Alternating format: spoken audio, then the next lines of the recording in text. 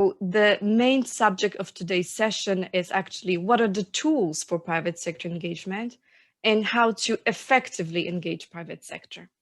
So we'll have three speakers, three scheduled interventions, after which I will ask the floor, I will open up a discussion for each of the speaker. We'll have the interventions for around 30 minutes. And after that, we'll hold a general discussion for the last 20 minutes of the session. So the speakers for today are Priscilla Boiardi, who is a policy analyst at the OECD Development Cooperation Directorate in the Financing for Sustainable Development Division. Priscilla previously worked at the European Venture Philanthropy Association as a Knowledge Center and Policy Director, and she has more than 10 years of research experience on social investment, on private finance, and on innovation. Our second speaker for today is Director Ishiro Fukuhara, who is representing Japan International Cooperation Agency. He's currently Senior Deputy Director at the Department of Private Sector and Private Sector Partnerships and Finance. Director Fukuhara oversees the partnership with the private sector to achieve the SDGs, but he has also worked for more than 10 years to implement and deliver a variety of ODA projects. Our last speaker today will be Eva Lacinova, who is Innovation Specialist for Challenge Funds at the Istanbul Regional Hub. She is responsible for the Slovak and also Polish Challenge Fund. And previously, Eva managed the Czech Challenge Fund under a partnership between Czech Republic and the UNDP Istanbul Regional Hub. She has many areas of expertise, new technologies, innovation, also gender issues and development cooperation. So we are very happy to have you here and for agreeing to join the session. So before passing the floor to Priscilla, I will only have one question for you. It will be a poll question, and I will maybe ask Kubra now to launch this question for everyone. It will be visible on your screen. So the question is, do you already work with the private sector in your development efforts? And we're collecting the answers. We have around 20 seconds for you to click the right answer. We hope that you do, and you're already experienced in that issue. Kubra, do you think are we still waiting? Oh no, we have the results. So 74% of you have already established some kind of work with private sector and have partnerships, which is great. And it also gives our speaker a kind of overview of what kind of audience you're dealing with. So I'm now passing the floor to Priscilla for her first intervention for 10 minutes. Priscilla will be presenting the overview of the DAC donors' experiences. Priscilla, the floor is yours. Thank you, Veronica, so much. And I hope you can all hear me. And welcome to this session also from my side. My name is Priscilla Boiardi. I'm a policy analyst in the Private Finance for Sustainable Development team. And as Veronica said today, my role is to give you a bit of an introduction to the different tools through which DAC donors have been engaging in private sector, with private sector for development cooperation. So if we can go to the next slide, thank you.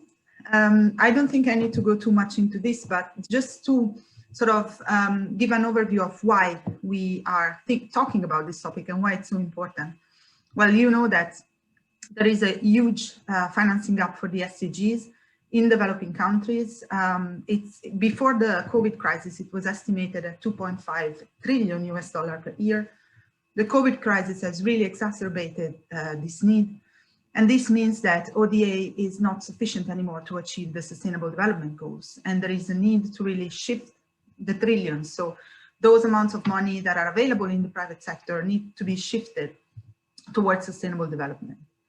And this needs to be done through better policies that allow also for more transparent financing of sustainable development through the private sector, and policies that can improve the mobilization of the resources of the private sector, the assurance that these resources are being used for development impact, and also the transition more in general towards a more sustainable economy. So if we go on the next slide, you will see that the OECD has developed a definition for private sector engagement. So the OECD defines it as an activity that aims to engage the private sector for development results and involves the active participation of the private sector. So there are two important elements in this definition. The first one is the understanding that private sector engagement is very much a means to an end. So it's worth engaging the private sector when there are additional development objectives that can be reached. And the second important element of this definition is the recognition that the private sector does not have a passive role, but it has an active role. And this entails also recognizing that the private sector has a need for financial returns. So if we go on the next slide, you will see that, as Veronica said, what I'm telling you today is basically the findings from a study conducted by the OECD on different DAC donors that have already have a private sector engagement activities.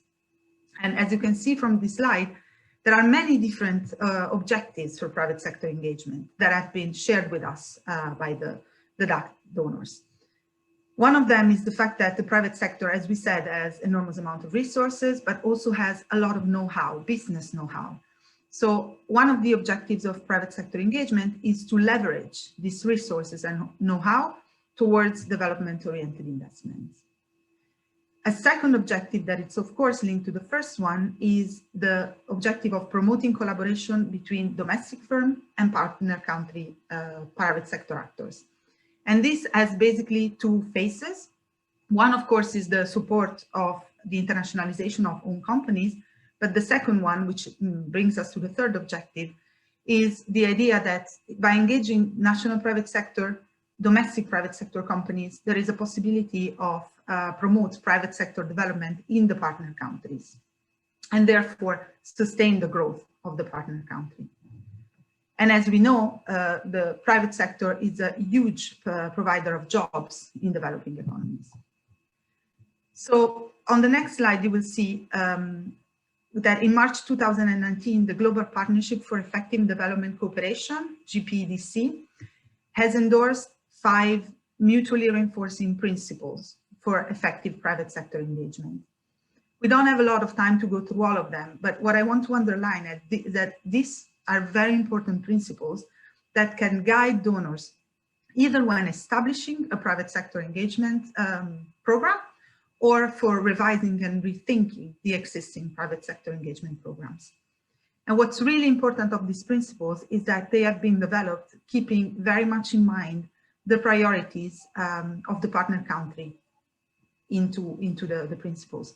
So as you will see, it's really important that when engaging the private sector, there is ownership in the recipient country, that the partnerships are inclusive, that development impact is targeted, and that, of course, there is transparency and accountability in the use of resources.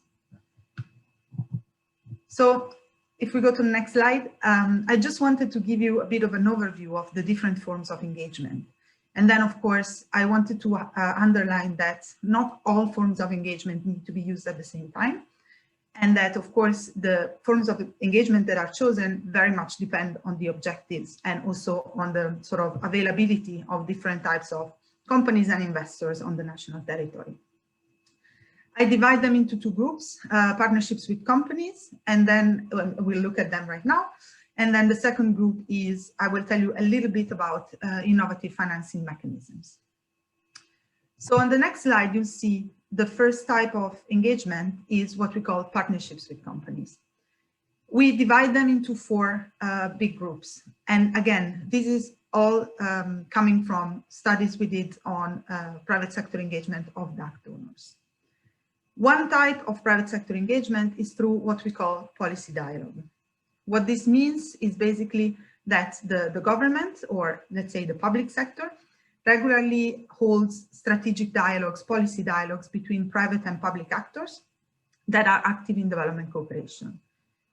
And the idea of these dialogues is really to learn from the experiences of the private sector in order to improve policymaking that will allow for the engagement of even more private sector actors in the development cooperation.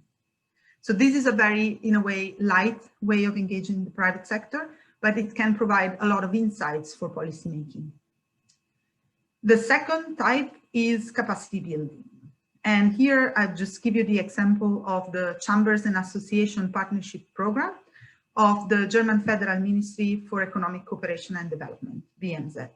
So this program really aims to support and connect the German Chamber of Commerce and the Business Association with partners in the developing economies. So the program really wants to put in touch the German companies and the local actors to harness the know-how, the business know-how of the domestic companies to improve the local, the strength of the partner country companies and business sector in order to improve the local business sector, but at the same time also to give more opportunities for more German companies to do business in developing countries. The third type of engagement is what we call knowledge sharing and relationship building.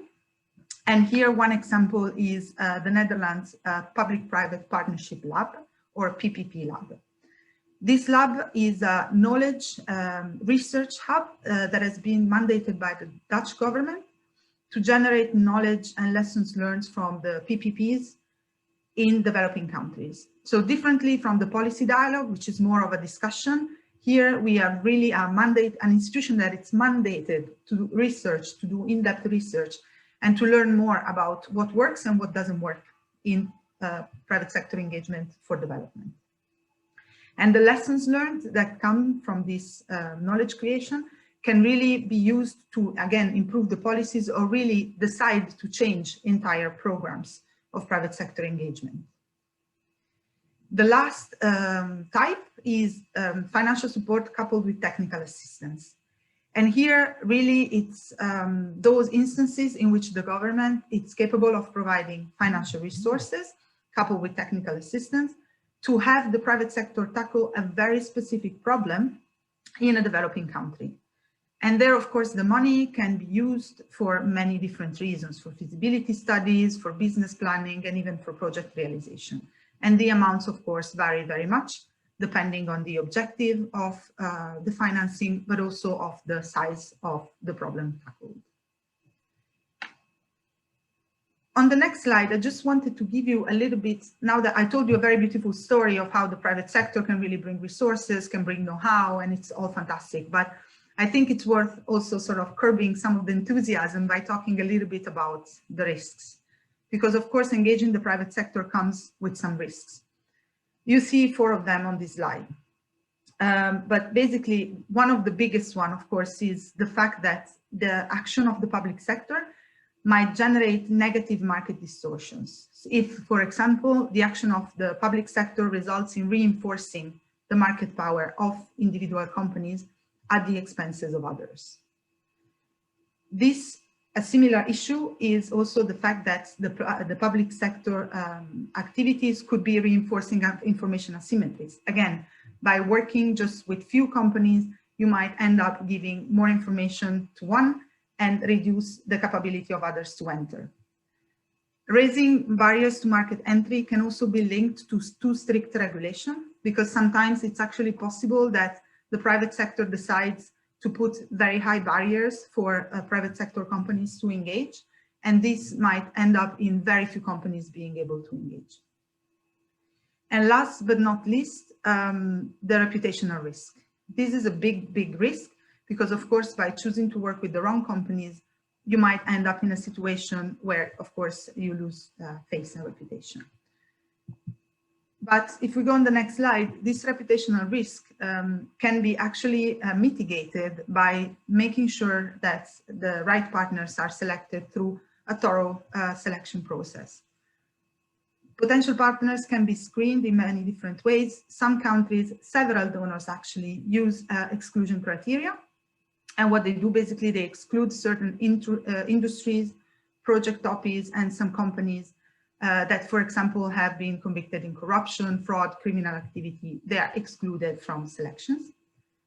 Another very good way is to perform very thorough due diligence. And due diligence normally is performed by assessing companies' past performance, financial, social, environmental policies and practices, and also by looking at the future plans of companies and their ethics, of course. Another way is to ask for compliance with international guidelines, such as, for example, the OECD guidelines for multinational enterprises, the UN Global Compact principles. But of course, there is a fine balance between asking for this type of compliance, which puts a very high barrier, and again, raising barriers to entry, because in certain circumstances, when the economy of a certain country is composed in the majority by small and medium-sized enterprises, these small companies might not be capable already, when they get in touch for the first time with the public sector, to show that they abide by all these guidelines, rules, and regulations. So sometimes it's even worth to engage with these companies and push them towards sustainable business practices, or towards being more transparent about sustainable business practices, instead of excluding them ex ante on the basis of administrative reporting burdens. So of course, again, there is a thin line that needs to be walked with a lot of care. So I will just say a few words on the next slide, sorry, about the different forms of leveraging financing for sustainable development. And then, of course, we will have a bit of time to have a bit of a discussion on this. So in the private finance for sustainable development team, where I work, we do research on different ways in which the private sector financial resources can be leveraged for development. And two of the newest, let's say, concepts that have been studied lately are blended finance and social impact investing. So next slide, thank you. What is blended finance? So the OECD defines blended finance as the strategic use of development finance for the mobilization of additional finance towards the sustainable development goals. So what does this mean? It means that public resources, instead of being donated for development, can be used to de-risk non-concessional capital, so commercial capital, so that these commercial actors can be providing financial resources to achieve development objectives. The concept of blended finance is relatively new. As you will see on the next slide, the OECD DAC blended finance principles were only adopted at the high-level meeting at the end of 2017. So even for the most experienced donors, this concept is relatively new. And only in September of this year, the guidance on these principles has been adopted by the DAC. So what do these principles tell us? They tell us that it's important to focus blended finance efforts on achieving development cooperation, that it's important to engage the local sector when setting up a blended finance program, and of course that it's important to not to crowd out the private sector, but to be also transparent about the objectives and the results. On the next slide, you will see a definition of social impact investing. This is another way of channeling more resources towards sustainable development goals. Out there are about 228.1 billion US dollars that are invested by investors that have the objective of achieving a social and environmental objective alongside a financial return. These resources are incredibly important because they have the potential of really supporting the public sector activities or actions towards sustainable development. And they should not really be underestimated, because there are more and more investors that are really looking at the different ways in which they can provide social and environmental returns alongside the financial ones. So I'll conclude here. If we can go on the next slide, I've just put a bit of a summary. It's very text heavy, but I just wanted to give you a bit of an overview on one single slide of everything that I was just presenting to you this morning very quickly. So of the different modalities of engaging with the private sector from a public sector perspective. I think what would be really interesting is to understand a bit more from you in which of these different ways you engage already, for those of you who answered, you already engage with the private sector, and also maybe to have a discussion about the challenges that you face and you know, the opportunities that you see.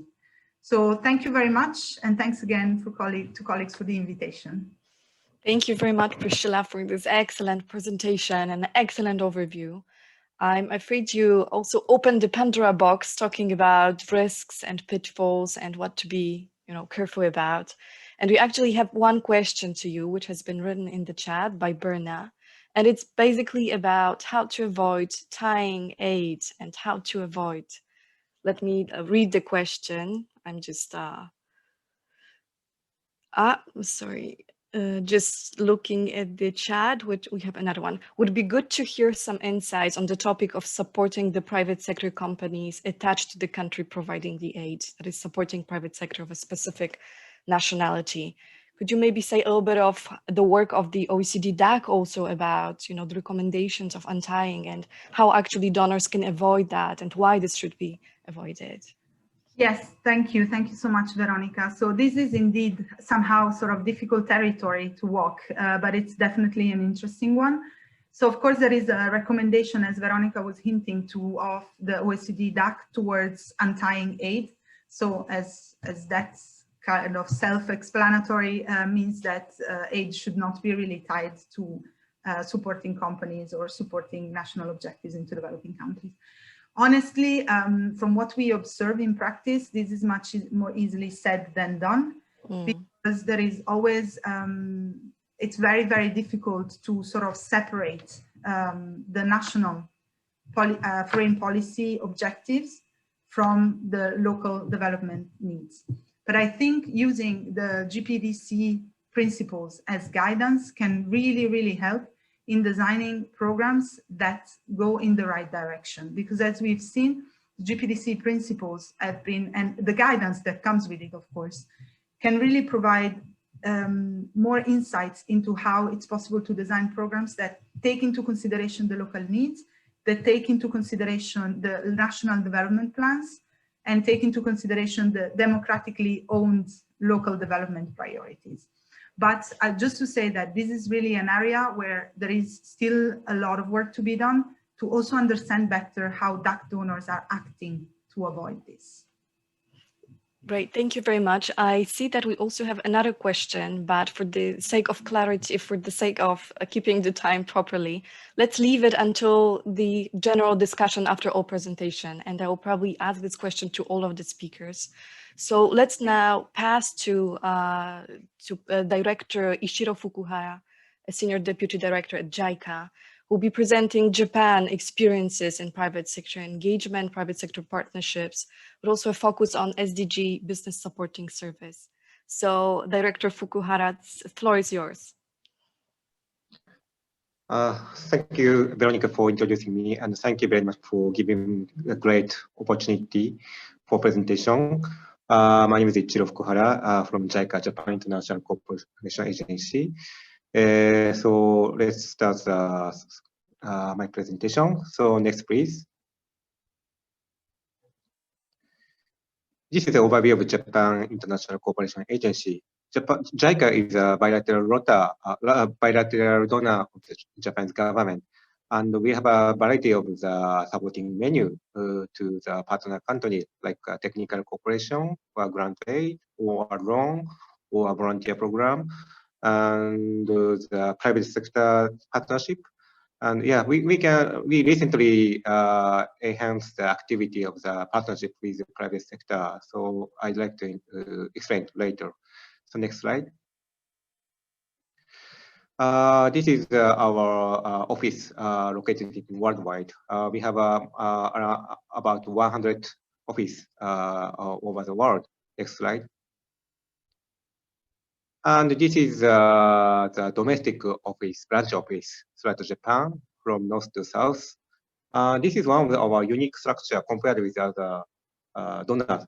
We think that it is very important to implement our activity with the local community countryside in Japan, and each local place has their unique technology or unique know-how, unique idea for their area's development. So we utilize their resources to advance our project, including the partnership with private sector. Next slide. This is an overview of JICA's partnership with private sector. That traditionally, we JICA simply order the private company, private sector, based on the design, based on our priority. We design the project and ask the private sector to implement the project. But this is still a very important method and very important partnership with the private sector. But now JICA has increased the efforts to enhance the partnership with private company with the co-creation and the partnership and equal partners, not like simply ordering the private company, because the private sector has a lot of the strengths compared with the donor, like technology and idea and know-how and fund that we just couldn't get. And that kind of the asset of the private sector is very important to achieve the SDGs. And JICA, we also have the strengths like network and trust, because we have a long history of the ODA, more than 60 years of the history of the ODA. So we have a lot of network and trust in the field, on the ground, in the partner country. And it is very difficult for the private sector to achieve themselves. So, and also JICA has a lot of the expert, and we have a lot of insight to the partner countries because we have a project history in the ground.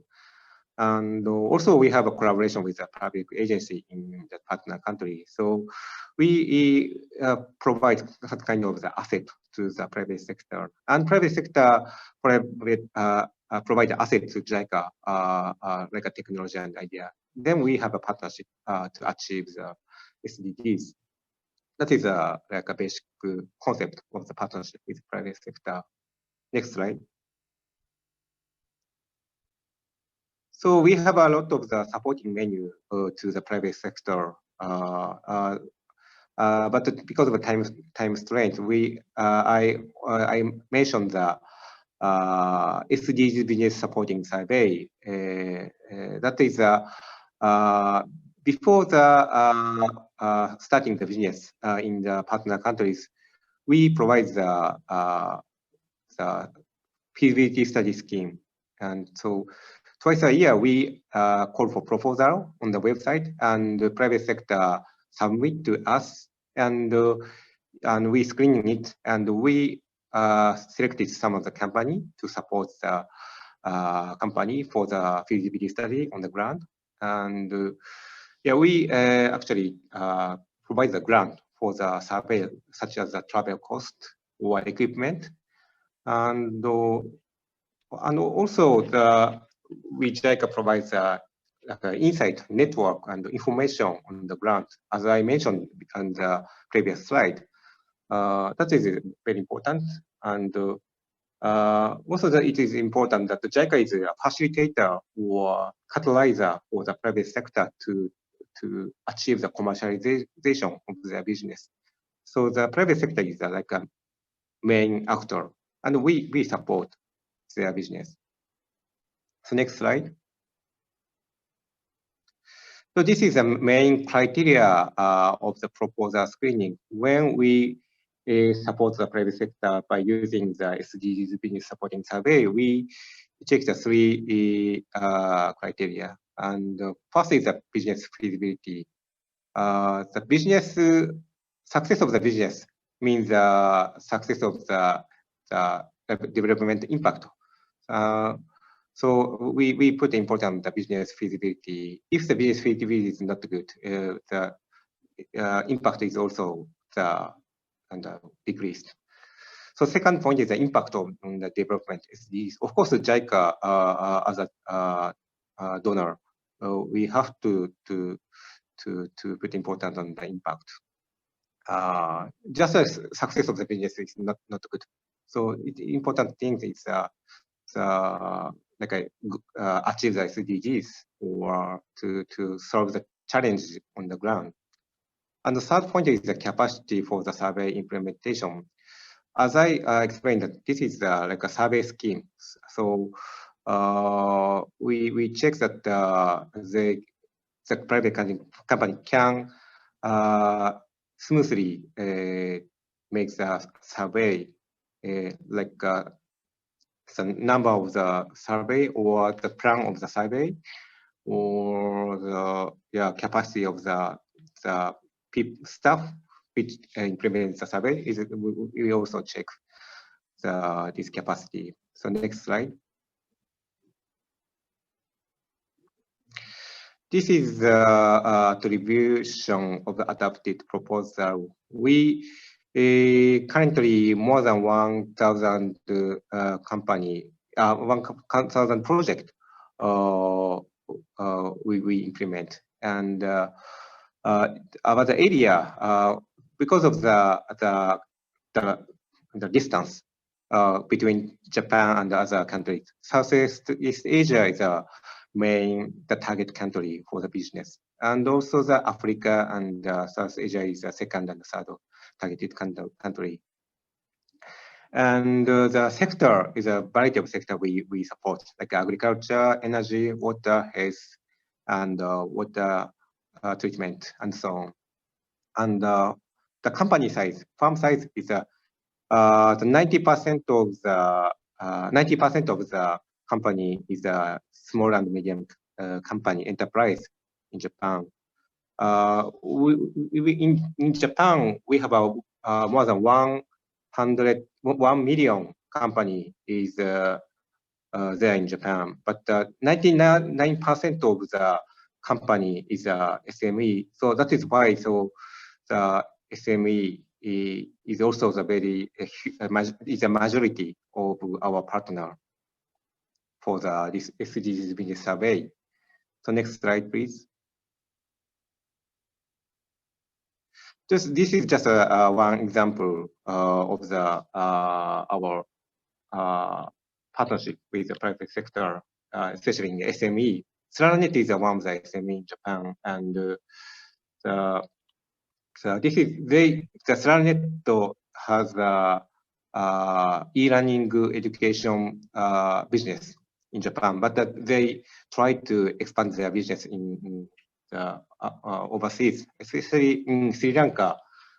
They try to start a business, and of course, in Sri Lanka, quality of the education is highly dependent on the teacher's quality, but there is a lack of the teaching skill of the teacher. So the Slanet proposed to recruiting the women of the base of pyramid in Sri Lanka as a training facilitators. And they introduced the mathematical e-learning program for the elementary school, and which enabled to provide a qualified and efficient education. And JICA introduced the Women's Bank and the Foundation for the Health Promotion because they have a lot of the network and they have a lot of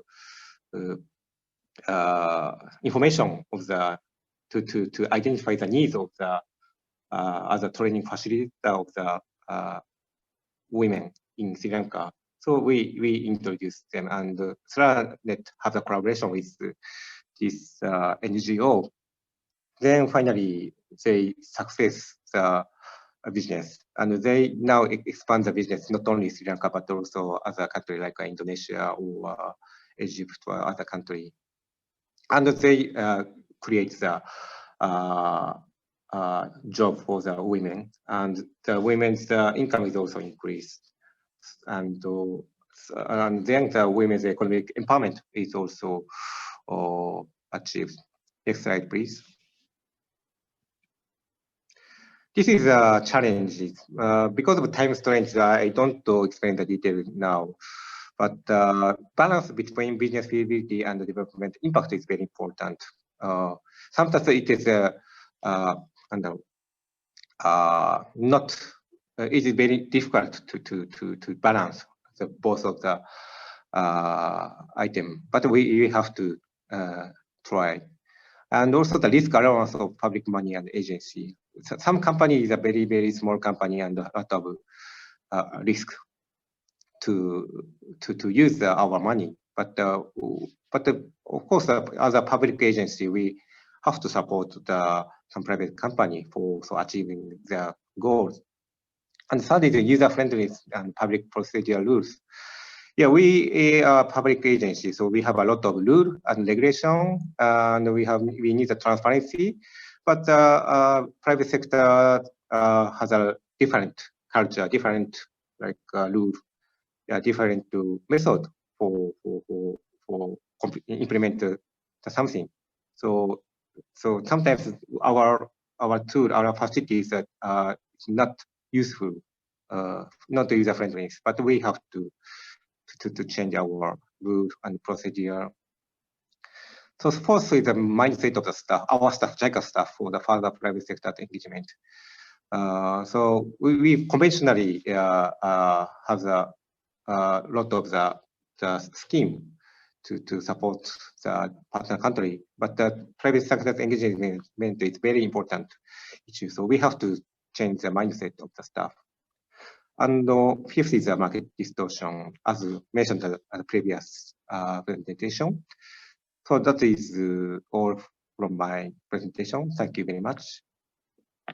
Thank you very much, Director Fukuhara, for this excellent presentation and the focus on SDG Business Supporting Survey. We can have only one question for the time reasons, and I'll read it. It's a question from Katarzyna Rozesłaniec. Could you please elaborate on capacity for survey implementation that you have mentioned on the slide? What does it mean in practice? So, Director Fukuhara, would you be available to answer this question now, or would you prefer to move it for after the presentation of Eva? The question, I could maybe repeat the question. Could you please elaborate on capacity for survey implementation? What does it mean in practice? Yeah, in practice, that as I mentioned, that there's a variety of the company, especially in SME. Some SME has a very low capacity. Capacity means the financial capacity. Even though we provide the supporting scheme, they are very, very difficult to succeed the business in the partner countries.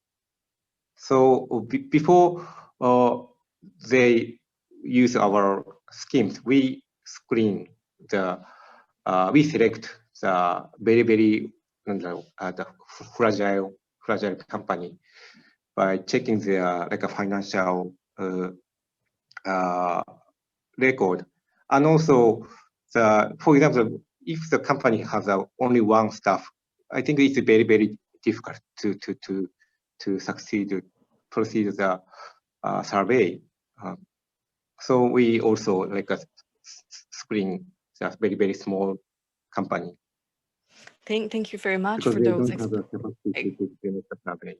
Thank you very much for being more precise on this. I think it answered the question Katarzyna asked. So the financial position, but also human resources and the capacity actually to manage and implement.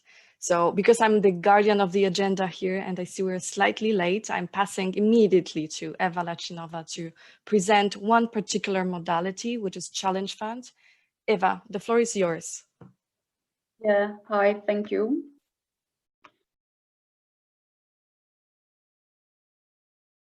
Okay, I'm sharing my screen so we can start.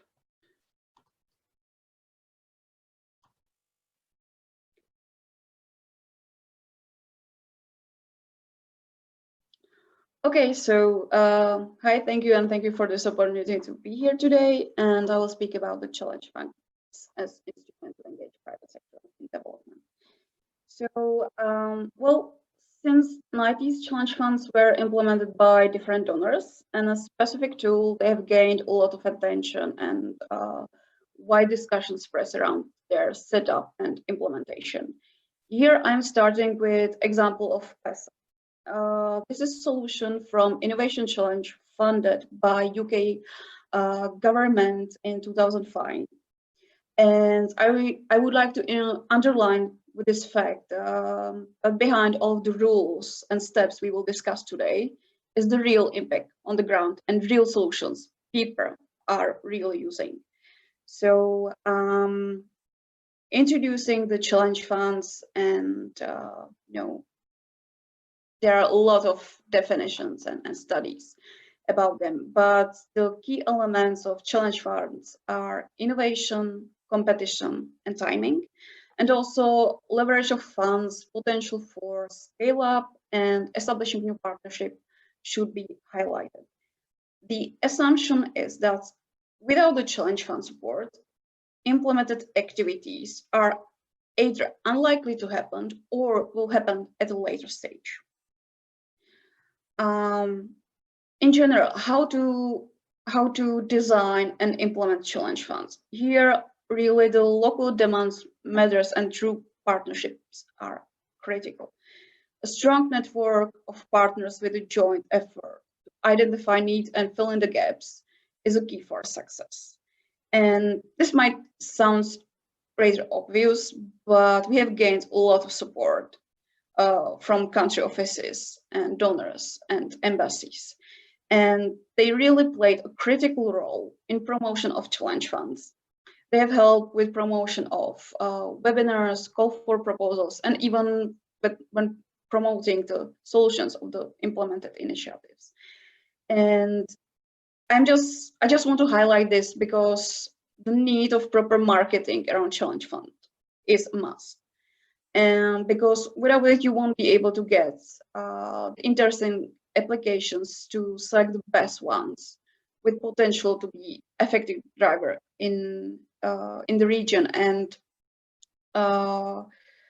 also you need to think about this from the beginning, and you need to really explain from the beginning to the partners that this effort will be gained during establishing and implementing the challenge fund. We have started with challenge funds in 2018 when Czech partnership was entering in the new phase of partnership, and we got inspiration from UNDP country office in Malawi to integrate the challenge fund as a new tool into partnership portfolio. Once the tool has proven to be effective, other donors decided to run challenge funds too. So this year we have opened call for proposals under Slovak partnership, and we have also established a new partnership with Poland. And our modalities got a lot of in common. And the core common trait is that the private sector is among the eligible applicants. And this is based on the fact that private sector is a key player in innovations and continuously gain more importance in the ODA in Central Europe. Here, I would like to just briefly give you some examples of the best solutions in our portfolio. So in this case, in the Czech case, the challenge fund has proven its ability to get to be timely and relevant for the local needs. So just a couple of weeks before COVID-19 pandemic spread around the world, the company Egoslin started a project with a focus on emergency preparedness and response to highly infectious diseases in Bosnia and Herzegovina. Here, in the Polish case, Challenge Fund has proven its ability to get the top solutions on board. And we have welcomed in our portfolio one of the best startups in Poland, whose founder has won Forbes 30 under 30 twice in a row. And the company offers a real-time monitoring and analysis of air pollution, which provides also details and analysis to environment impact and disease risks. Under the Slovak portfolio, the Challenge Fund has showed its potential for speed up the development of some solutions and their scale up. So SCASE is a Slovak startup, which has built a portable device for health sector, which could monitor different body functions and at the same time make an analysis of the patient's well-being. So it's like a small device which measures blood pressure, temperature, level of blood sugar, and many more. And also in North Macedonia, we will test the device ability for the first time to monitor pregnancy. So in general, how to work with private sector, how to, I would say, engage private sector. You really need to provide good and convincing reasoning. And to, like, usually we as a development practitioners, we speak about lowering the risk of entering new markets and, you know, the risking the investments. But to be honest, like when I am speaking with entrepreneurs, I am rather more practical, and I'm just saying, like, you know, like if you work with us, you will get the reference letter at the end from UNDP, and you can simply use it during the next tender. And this is actually, and also, like, you know, you will get a lot of contacts. And this is actually, you know, for the people working in the ground, very practical and, you know, meaningful to really engage at the end with us. However, you know, the main trait of Challenge Fund is the fact that they are very flexible, but that is bringing also a lot of challenges by themselves. And here I would like to especially flag the fact that it is very time consuming and there are high demands on personal capacities, among others. And, you know, like speaking about the Challenge Fund itself, like when we were preparing this webinar, I got a question from Veronica, you know, where are the best circumstances to really like use this tool for private sector? And we can speak about different thing here, like, you know, that it is rather like set up for solutions which are already proven its ability to be functional, not for the solutions which are in the experimentation or, you know, this kind of solutions which are going through acceleration. And I also feel like this modality is way better working for SMEs and startups than bigger corporations. And yeah, definitely, like we are speaking about Central Europe, so private sector is here, you know, the sector who is really making, you know, the innovation working, and we are, you know, sharing this experience abroad. However, I would like to say that, you know, like when to use really the challenge funds is like based on the definition of challenge fund itself. So if the donor knew that in the particular region there is a polluted lake, and he or she, you know, like, you know, the institutions get a feasibility study which proves that, you know, it is the best way how to solve this, you know, pollution in the lake by building a water cleaning facility. It's the best way to go for it. But if your funds are limited and you don't know what will be the best solution for the pollution in the lake, and especially you are not sure if, for example, the traditional solution will be sustainable in the future. Like, for example, the locals will have enough money to maintain that solution, for example, that facility. It's definitely better to open a challenge fund and ask, like, you know, like with the level of this money, is there any solution we can solve this problem in this region? So this is actually, you know, I'm going at the beginning of the whole topic itself and saying that the challenge funds are particularly focused on specific challenges. And yeah, so I'm also opening the floor for this, and if someone will be interested to get in touch with me or, you know, from the colleagues, here are the contacts. Yeah. Thank you very much, Eva, for this very insightful and practical conversation, intervention, and thank you for sharing the challenges. It's actually very interesting that every speaker managed to mention what kind of challenges and difficulties are linked with private sector engagement. I will be now opening the floor for a more general discussion. We already have some questions on the chat, so I will read them, address them to you. And for the participants, please feel free to generate more questions, but also your inputs and comments to what has been said. So I'll start maybe by saying, I was just reading the question from Sarifa, and I actually would address this question to all of you. How to promote among policymakers private sector engagement in international cooperation, which means that some of the investments would go outside of the country than staying in the donor country. And I think this question is particularly relevant, especially now in the COVID context. So this is the first question. And also another question we have, so I'll read it now for you to reflect, a question about market distortions and how to actually avoid that. What are the tools for this? And there was one question from Yelena about social impact investing. And I think Priscilla answered that also in the chat, but maybe Priscilla, if you will just comment on this on the forum for everyone to hear. So maybe I'll start with Eva, who has just finished her presentation. Eva, any insights about how to promote private sector engagement among policymakers? Well,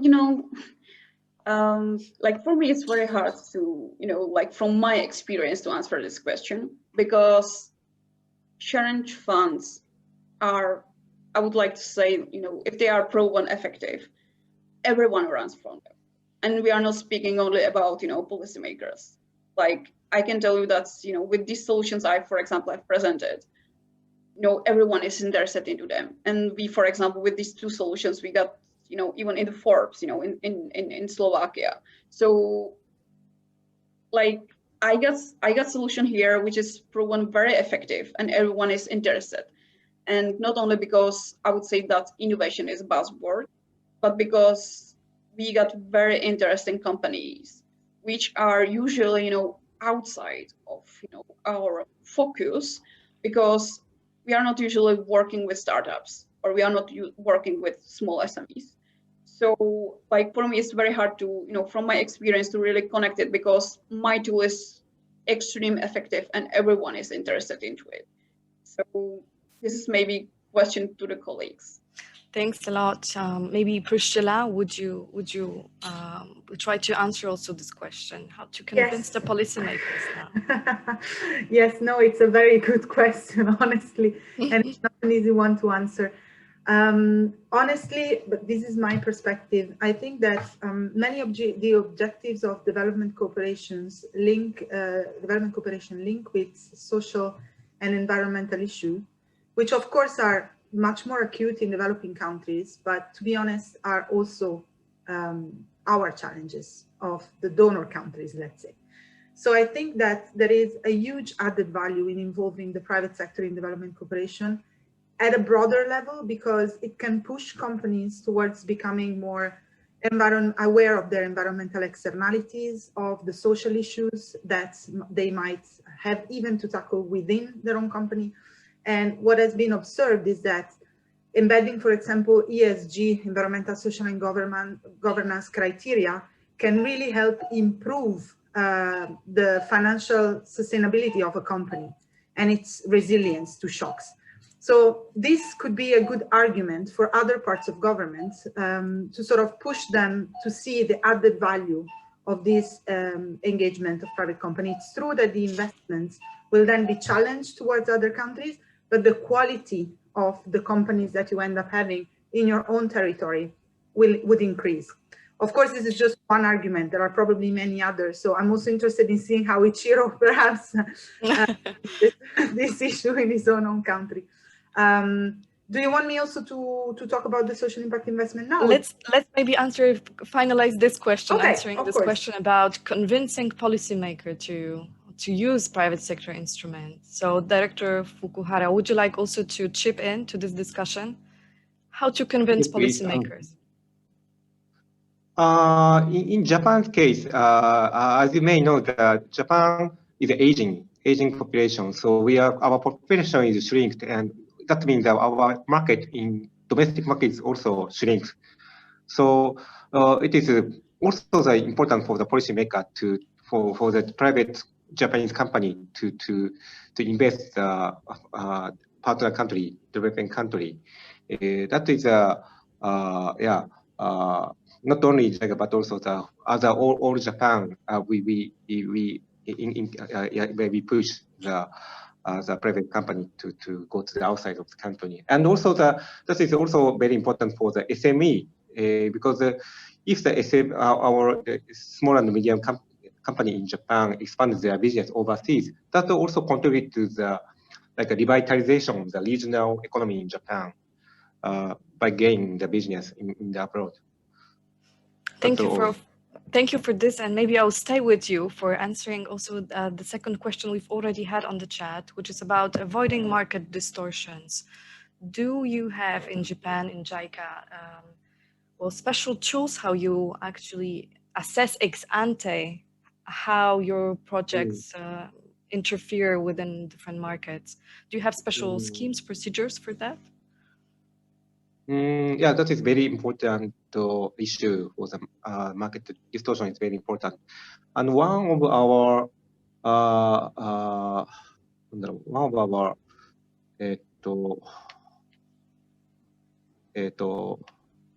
the method to avoid the market distortion is we after the private company make the survey, feasibility study survey, we ask the private company to publish the information. We in JICA's website we usually provide the information of the based on the survey result by the private company. So that makes the to make a market asymmetry, to avoid the market asymmetries. We provide the information to the public openly. So that is one of our our method to avoid the market distortion. Thank you very much for sharing that. We open the information. Thank you very much for sharing that.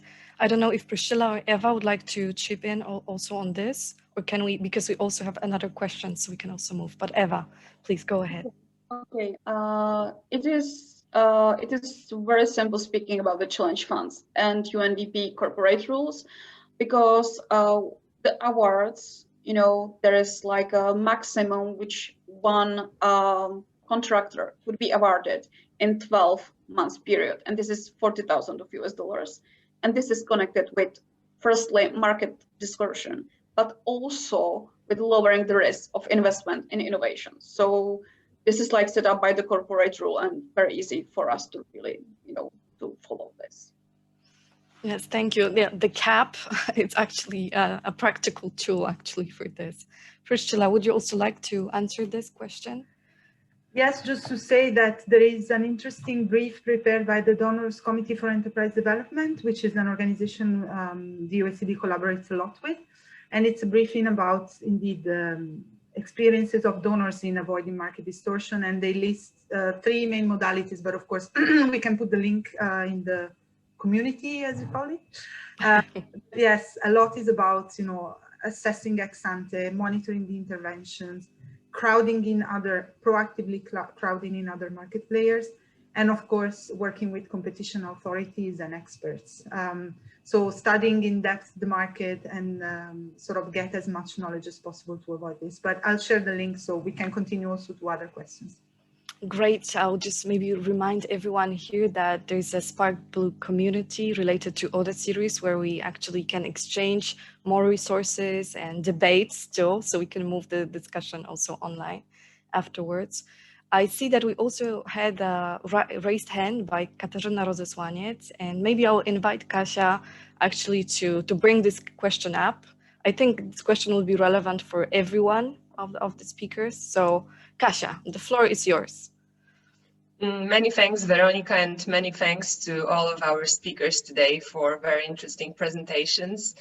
And I have a very general question because we heard a lot about how to engage private sector and how to work with them in practice, but really how to get their interest, how to begin with, how to convince them and encourage them to establish partnerships with us, with donors, with organizations that deliver and develop activities within development policies.